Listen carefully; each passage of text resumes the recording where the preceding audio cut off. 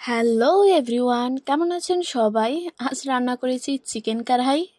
এটা একটা Pakistani recipe, but এটা বানানো অনেক সহজ।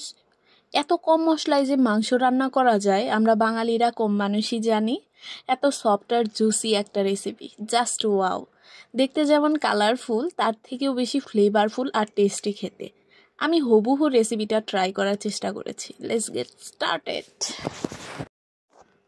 প্রথমে চুলায় তেল গরম করে নিয়েছি, তারপর সেই তেলে লবণ দিয়েছি। এরপর আগে থেকে ধুয়ে রাখা মুরগির মাংস দিয়েছি। এরপর মাংসের উপর মরিচ গুঁড়া আর ব্ল্যাক পেপার গুঁড়া দিয়ে নিয়েছি। এই রেসিপিতে ব্ল্যাক পেপারের গুঁড়া মাস্ট দিতেই হবে। এরপর মাংসটা ভালো করে ভেজে নিয়েছি 5 মিনিটের মতো। নেড়েচেড়ে মাংসটা ভালো করে ভাজা হয়ে গেলে মাংসটা একটা বাটিতে তুলে নিতে হবে। এরপর ওই তেলে কিছু পেঁয়াজ কুচি দিয়েছি, পেঁয়াজগুলো ভালো করে ভাজতে হবে। পেঁয়াজ ভাজা হয়ে গেলে তাতে অ্যাড করেছি আদা আর রসুন বাটা।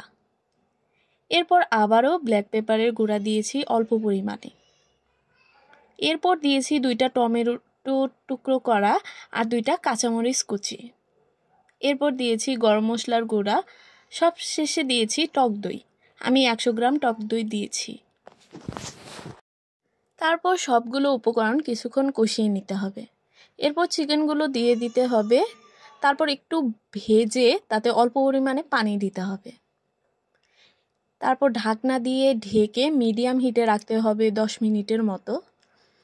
10 মিনিট পর ঢাকনা খুলে ভালো করে কিছুক্ষণ ভাজতে হবে, যতক্ষণ না তেলটা উপরে চলে আসে। লাস্টে কিছু ধনিয়া পাতা কুচি আর আদা কুচি দিয়ে ভালো করে মিশিয়ে নিলেই রেডি চিকেন কারহাই। ভাত অথবা রুটি সব কিছুর সাথেই দারুণ যায় এই চিকেন রেসিপি। এরকম সুন্দর সুন্দর রেসিপি পেতে সাথেই থাকুন। টাটা।